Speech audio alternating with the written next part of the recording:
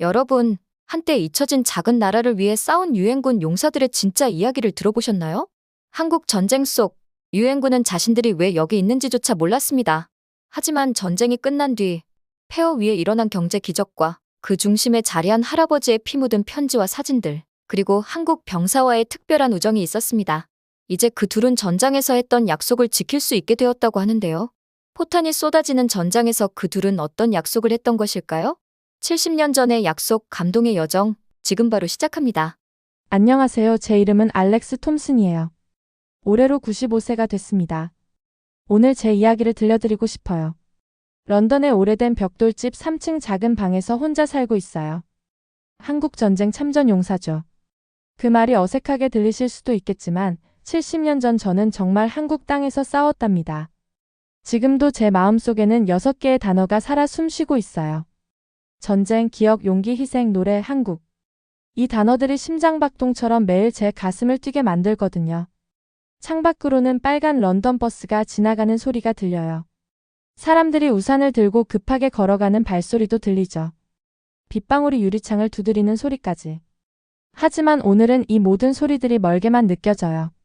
침대 옆 작은 책상 위에 제 보물들이 있어요. 23살 때 찍은 사진 한 장이 놓여 있답니다. 녹색 군복을 입고 동료들과 함께 웃고 있는 모습이에요. 그때는 몰랐어요. 앞으로 무슨 일이 일어날지, 얼마나 많은 것을 잃게 될지 말이에요. 사진 옆에는 누렇게 바른 편지 묶음이 있어요. 가장자리가 해져서 부드러워진 종이들이죠. 전쟁 중에 어머니께 보낸 편지들이에요.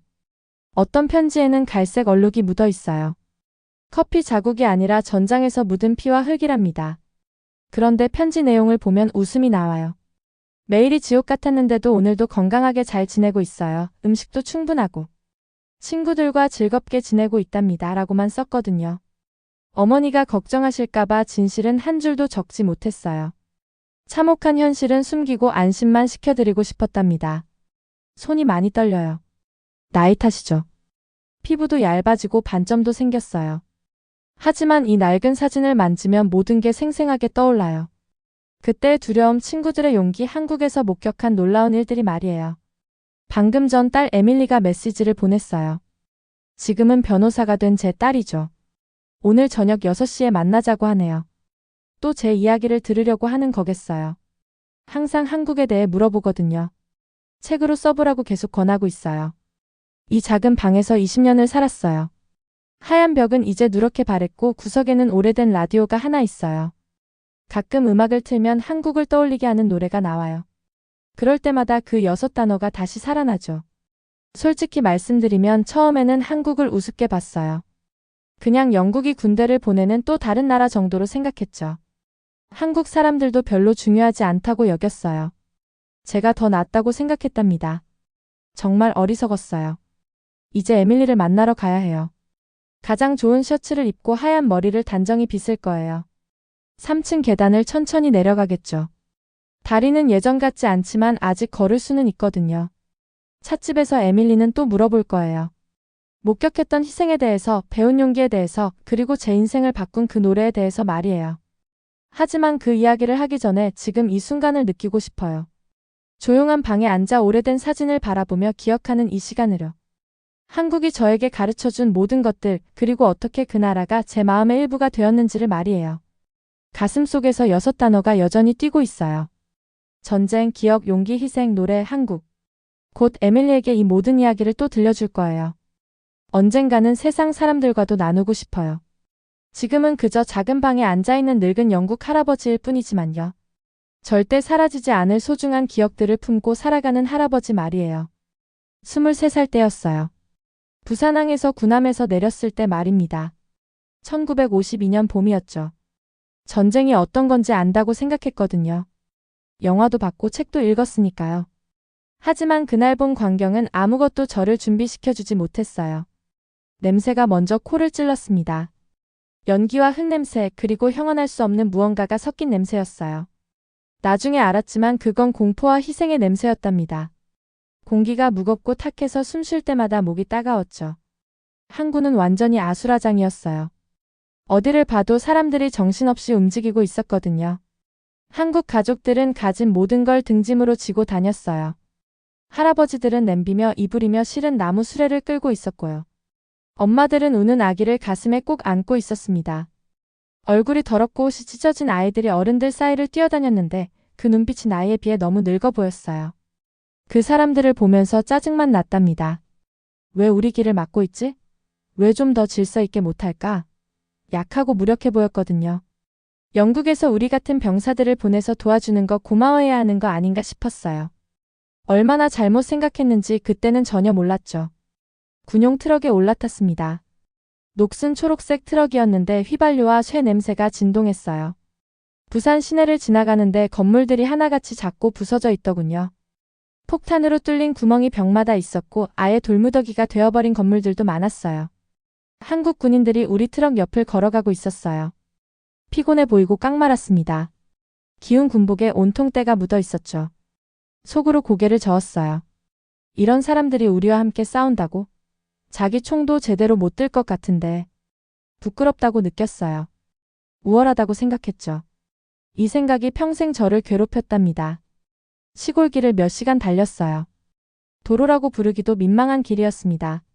구멍투성이 지늘길에 돌멩이가 굴러다녔거든요. 트럭이 덜컹거릴 때마다 뼈가 다 떨어져 나가는 줄 알았어요. 같이 탄 병사들은 끔찍한 길과 불편한 차에 대해 계속 투덜댔죠. 그런데 가다가 이상한 걸 봤어요. 농부들이 여전히 논에서 일하고 있는 거예요. 멀리서 폭탄 터지는 소리가 들리는데도 말이에요. 허리 굽혀서 벼돌 보고 풀 뽑고 벌레 잡고 있었습니다. 시끄러운 우리 트럭이 지나가도 고개도 안 들더군요. 그냥 묵묵히 일만 했어요. 도무지 이해가 안 갔어요. 왜 도망 안 가지? 왜 숨지 않을까? 전쟁이 벌어지고 있다는 걸 모르나? 멍청하다고 생각했거든요. 위험을 모른다고 여겼어요. 그런데 그게 용기였다는 걸 너무 어리고 철없어서 알아보지 못했답니다. 드디어 전선 근처 기지에 도착했어요. 영국에서 봤던 반듯한 군사기지와는 천지 차이였습니다. 텐트랑 모래주머니, 당장 무너질 것 같은 나무 건물들이 어지럽게 모여 있었어요. 온 사방이 진흙바닥이었고 씻지 않은 남자들과 역겨운 음식 냄새가 코를 찔렀죠. 첫날 밤이었어요. 다른 영국 병사 5명과 함께 텐트 안 얇디얇은 매트리스에 누웠습니다. 멀리서 대포 소리가 들려왔어요. 그 소리에 땅바닥이 진동했죠. 몇 분마다 번쩍하는 섬광이 텐트를 비추고 곧바로 우르릉하는 폭발음이 따라왔어요. 무서웠습니다. 심장이 쿵쾅거렸어요. 손도 덜덜 떨렸고요. 하지만 다른 병사들에게 이런 모습을 보이기 싫었어요. 그래서 조용히 누워서 용감한 척했답니다. 런던에 있는 어머니 생각이 났어요. 따뜻한 부엌 일요일마다 해주시던 로스트 비프. 집에 가고 싶었어요. 그때 깜짝 놀랄 일이 있었어요. 텐트 밖에서 노래 소리가 들려오는 거예요. 한국 사람 목소리였는데 느리고 슬픈 노래를 부르고 있었거든요. 무슨 말인지는 몰랐지만 참 아름다운 노래였어요. 그 노래가 기도처럼 공중에 떠다니는 것 같았답니다. 텐트 천을 살짝 들어올려 밖을 봤어요. 달빛 아래서 한국 군인 하나가 나무 상자에 혼자 앉아 있었습니다. 젊어 보였어요. 제 또래 같았죠. 손에 작은 사진을 들고 있었는데 달빛에 비춰보며 조용히 노래하고 있었어요. 아마 고향에 두고 온 누군가의 사진이었겠죠. 목소리에 그리움과 슬픔이 가득했는데 뭔가 다른 것도 섞여 있었어요. 사랑 같은 것, 희망 같은 것이요. 뭔지 정확히는 몰랐지만요. 그 순간 제 마음 어딘가에서 뭔가 조금씩 변하기 시작했어요. 그때는 몰랐어요. 이 노래가 제 기억 속에 이렇게 깊이 남을 줄은요. 한국 사람들의 용기가 진짜 군인이 뭔지 가르쳐 줄 거라는 것도 몰랐고요. 이 낯설고 망가진 나라가 영원히 제 마음의 한 부분이 될 거라는 것도 전혀 모르고 있었답니다. 텐트 천을 다시 내리고 누웠어요. 노래는 계속 이어졌습니다. 멀리서 들리는 폭발음과 섞이면서 말이에요. 그리고 한국에 온 후 처음으로 잠에 들었어요. 한국에 온 지 3주 만에 첫 전투가 시작됐어요. 그는 자신이 준비됐다고 생각했죠. 전쟁을 안다고 여겼습니다. 하지만 완전히 틀렸더군요. 그날 아침은 조용했어요. 소총을 닫고 있는데 사이렌이 울리기 시작했답니다. 그 소리가 공기를 칼처럼 베어 나갔죠. 주변 병사들이 벌떡 일어나 무기를 집어들었어요. 누군가 적군이 우리 진지로 접근한다고 소리쳤습니다. 그의 손이 너무 심하게 떨려서 총을 제대로 잡을 수도 없었어요. 모래주머니와 나무 방벽 뒤 전투 위치로 뛰어갔죠. 심장이 터질 것처럼 뛰었답니다. 평생 그렇게 무서웠던 적이 없었어요. 옆에 있던 병사는 박민준이라는 한국군 상사였어요. 그는 차분하고 침착해 보였습니다. 손도 떨리지 않았죠. 숨소리도 고른 상태였어요. 어떻게 그렇게 용감할 수 있는지 궁금했답니다. 첫 번째 포탄이 근처에서 터졌어요. 세상에서 가장 큰 소리였죠.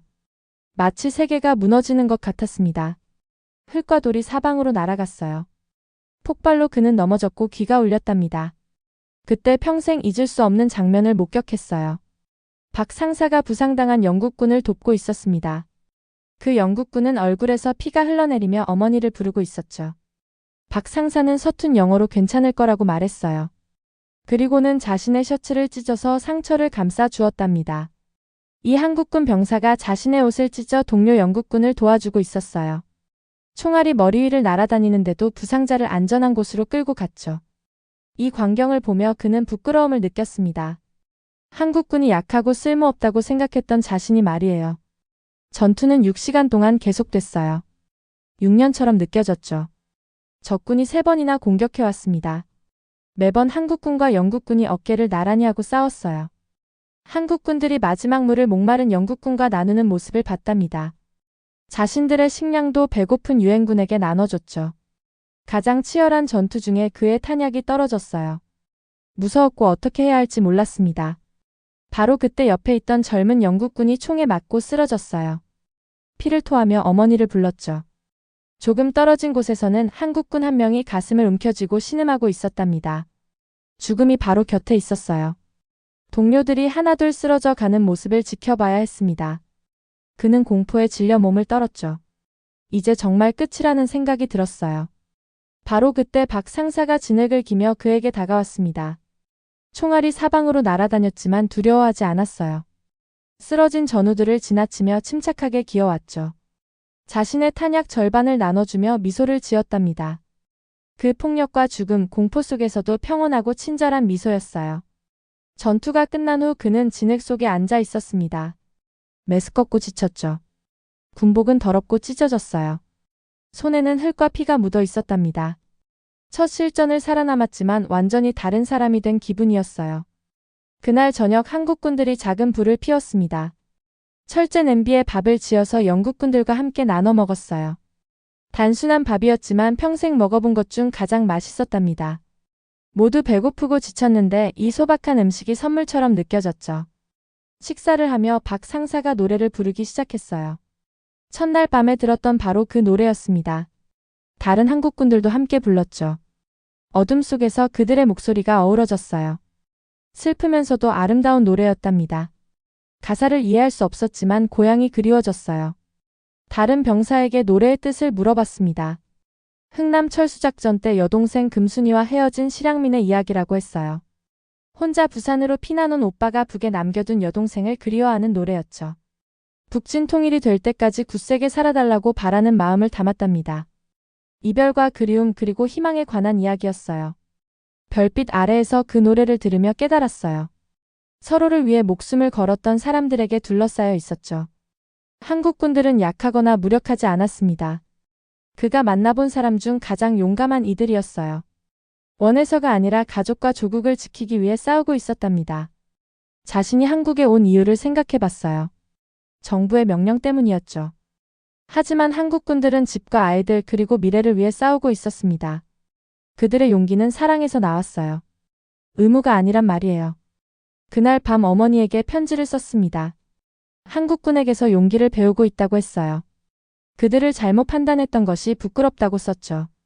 한국이 진정한 남자가 무엇인지 가르쳐주고 있다고 말했답니다. 편지를 봉하고 별을 올려다봤어요. 내일은 또 다른 전쟁의 하루가 될 거였습니다. 하지만 그날 밤 그는 영웅들과 함께 싸우고 있다는 걸 깨닫기 시작했어요. 박 상사의 친절함은 영원히 기억될 거였죠.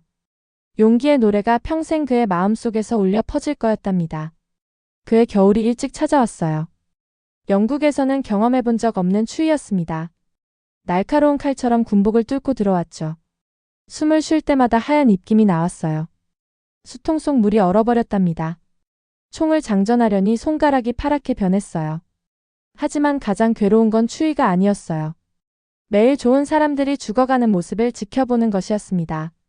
영국군이든 미군이든 한국군이든 상관없었죠. 전쟁은 모두를 똑같이 앗아갔어요. 집에서 가족과 함께 있어야 할 젊은이들이 사랑하는 모든 것에서, 수천 마일 떨어진 곳에서 얼어붙은 진흙 속에서 죽어가고 있었답니다. 한국에 온 지 8개월이 지났어요. 부산에서 배를 내렸던 그 사람이 아니었습니다. 전쟁이 그를 바꿔놓았죠. 너무 많은 죽음을 봤어요. 너무 많은 희생을 목격했답니다. 어떤 밤에는 다시는 집에 돌아갈 수 없는 친구들의 얼굴이 떠올라 잠들 수 없었어요. 12월이 가장 힘들었습니다. 폭격으로 파괴된 작은 마을 근처에 주둔하고 있었어요. 몇 개의 돌담만 남아 있었죠. 그곳에 살던 한국 민간인들은 모든 걸 잃었지만 떠나지 않았습니다. 찾을 수 있는 모든 것으로 집을 다시 지었어요. 금속 조각, 부서진 나무, 찢어진 천막으로 말이에요. 왜 떠나지 않는지 이해할 수 없었어요. 왜 안전한 곳을 찾아 떠나지 않을까요? 어느 저녁 박 상사와 차가운 콩통조림을 나눠 먹으며 이 질문을 던졌습니다. 그는 지친 눈으로 나를 바라보며 단 몇 마디만 했어요. 여기가 고향입니다. 고향을 떠날 수는 없어요. 그 단순한 말이 어떤 포탄보다 강하게 가슴을 쳤어요. 그제야 놓치고 있던 무언가를 깨달았습니다. 이 사람들이 머무는 건 고집이나 어리석음 때문이 아니었어요. 여기가 바로 그들의 한국이었기 때문이었죠. 조상들이 농사지었던 땅이었어요. 아이들이 태어난 곳이었답니다. 싸울 가치가 있고 죽을 가치가 있는 곳이었어요. 12월 말에 어느 오후 평생 잊지 못할 일이 일어났습니다. 임시로 만든 대피소에 앉아 있었어요. 모래주머니 내벽에 천막 조각을 지붕으로 덮은 곳이었죠. 밖에는 눈이 내리고 있고 멀리서 적군의 포격 소리가 들렸어요. 모두 춥고 배고프고 무서웠답니다. 그때 누군가 작은 라디오를 가져왔어요. 오래되고 잡음이 심했지만 작동했습니다. 한국군 병사가 아직 방송하는 주파수를 찾았어요. 잡음과 간섭 속에서 음악이 흘러나오기 시작했답니다. 처음에는 기악곡이었어요. 부드럽고 느린 선율이었죠. 그런데 한 여성의 목소리가 노래를 부르기 시작했습니다. 한국어로 불러서 가사는 이해할 수 없었어요. 하지만 가사를 이해할 필요가 없었답니다. 그 노래가 직접 마음에 말을 걸어왔어요. 그 노래는 굿세어라 금수나였고 평생 들어본 것 중 가장 아름다운 것이었습니다.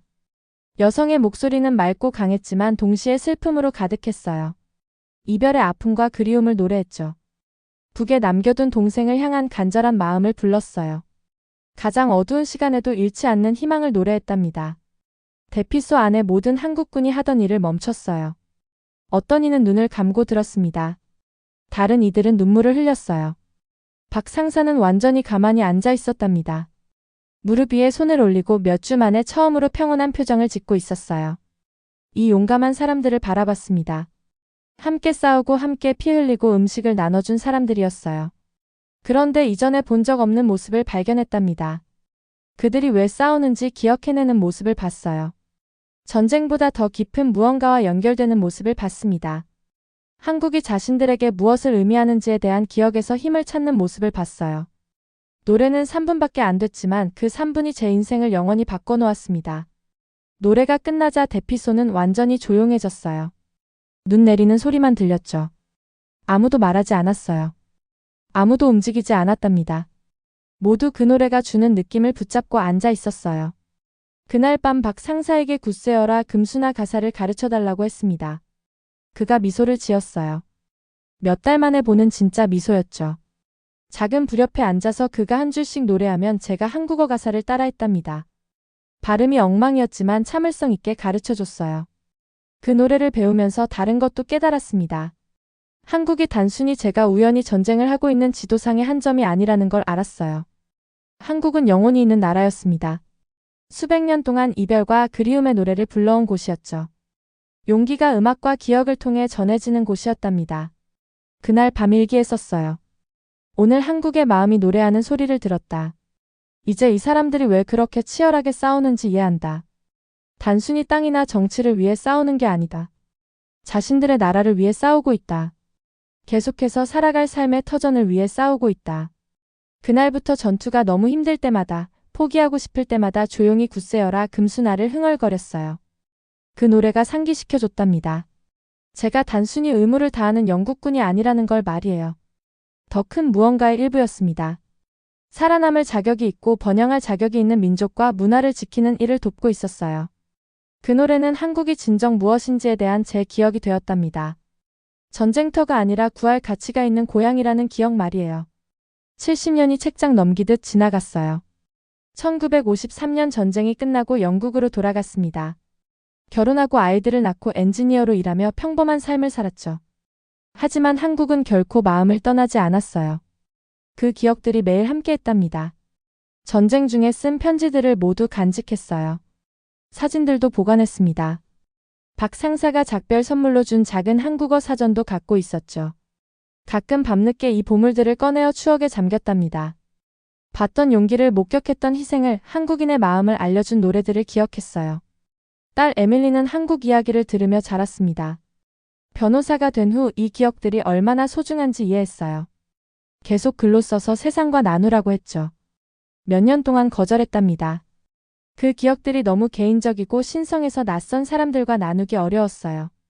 하지만 2024년 95세가 되었을 때 에밀리가 거절할 수 없는 제안을 했어요. 저를 한국으로 데려가고 싶다고 했습니다. 제 인생을 만들어준 그 나라를 보여주고 싶다고 했죠.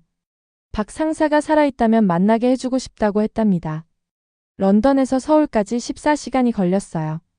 긴장되면서도 설렜습니다. 한국이 지금 어떤 모습일까요? 뭔가 알아볼 수 있을까요? 전쟁 시절 기억하던 그 느낌이 남아있을까요? 인천공항에 착륙했을 때 눈을 믿을 수 없었어요. 70년 전에 떠났던 그 파괴되고 절망적이던 나라가 아니었습니다. 공항은 거대하고 현대적이었어요. 유리벽과 전광판이 곳곳에 있었죠. 사람들이 스마트폰을 들고 캐리어를 끌며 빠르게 걸어 다녔답니다. 모든 것이 깨끗하고 체계적이고 효율적이었어요. 에밀리가 출입국 절차를 도와줬습니다. 한국 공항 직원들은 느리게 움직이며 도움이 필요한 늙은 영국인에게 정중하고 인내심 있게 대했어요. 안내 데스크의 젊은 여성은 완벽한 영어를 구사했답니다. 제가 처음 돌아온 한국전쟁 참전용사라고 말하자 그녀의 눈에 눈물이 고였어요. 깊이 인사하며 참전에 감사하다고 했습니다. 택시를 타고 서울로 가면서 아이처럼 창문에 얼굴을 붙였어요. 고층 빌딩들이 구름을 향해 뻗어 있었습니다. 한강이 햇빛에 반짝였죠. 현대적인 다리들이 예술 작품처럼 강을 가로질렀어요. 끝없이 뻗은 것 같은 고속도로에 자동차들이 가득했답니다. 기억하던 한국은 아니었지만 어쩐지 친숙했어요. 호텔은 시내 중심가에 있었습니다. 20층 객실에서 도시 전체가 발 아래 펼쳐져 보였어요. 수백만 개의 불빛이 어둠 속에서 반짝였답니다.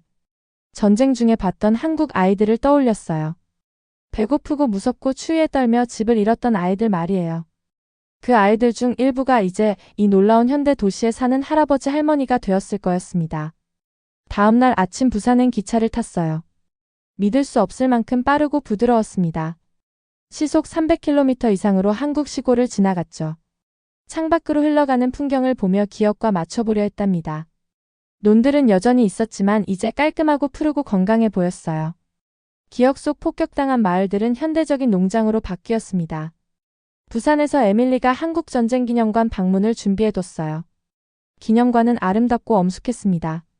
싸우다 죽은 모든 군인들을 기렸죠. 한국군, 유엔군, 자유를 위해 희생한 모든 이들을 말이에요.